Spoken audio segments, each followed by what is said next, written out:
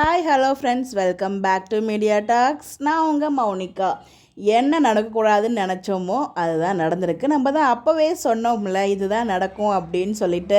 But anyways ஒரு happy கிடையாது. நம்ம எக்ஸ்பெக்ட் பண்ண மாதிரியே அங்கே நடந்திருக்கு. ஏன்னா அவங்க இப்போ சொல்ல மாட்டாங்க அப்படிங்கிறது நம்ம எல்லாருக்குமே தெரிஞ்சிச்சு. அதுக்கான மென்டாலிட்டியை நம்ம எல்லாருமே க்ரியேட் பண்ணிட்டோம். பிகாஸ் அவங்க சொல்கிறதா இருந்தால் அந்த ட்ரீம் சீக்வன்ஸ் வச்சுருக்க மாட்டாங்க first of all.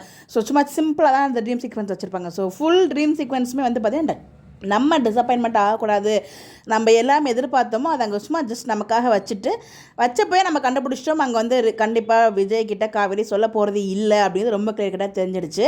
So Vijay வரதுக்கு கொஞ்சம் டிலே ஆகிடுது. ஸோ அதனால் பார்த்திங்கன்னா அவங்க கோயில் கதை முடிகிறாங்க. கோவிலேருந்து வெளியே நின்றுட்டு அப்போ வெளில வெயிட் பண்ணிகிட்டு இருக்காங்க.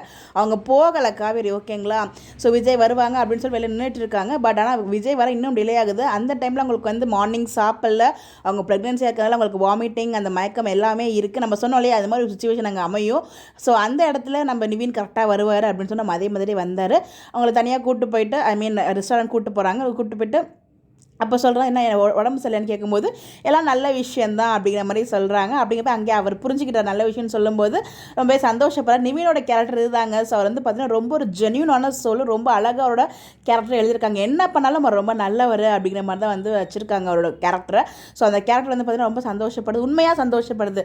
ஸோ காவேரி நமக்கு கிடைக்காட்டியும் இன்னொருத்தில் அவர் சந்தோஷமாக இருக்கணும் அப்படிங்கிற மைண்ட் செட்டுக்கு அவர் எப்போவோ போயிட்டார்.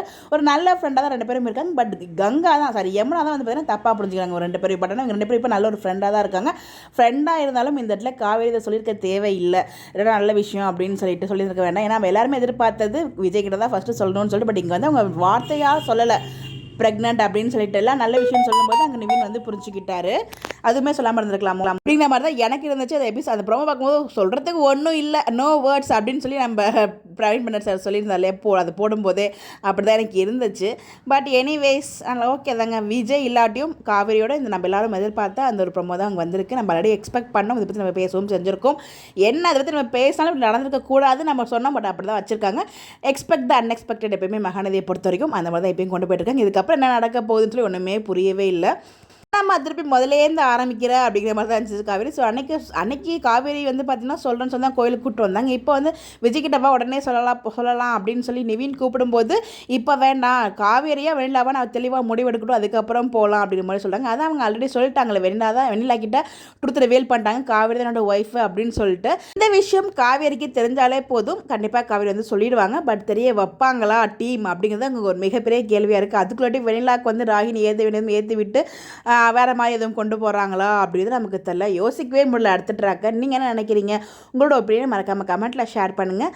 இந்த மாதிரி அப்டேட் தெரிஞ்சுக்க நம்மளோட சேனலை ஃபாலோ பண்ணிக்கோங்க. Bye bye.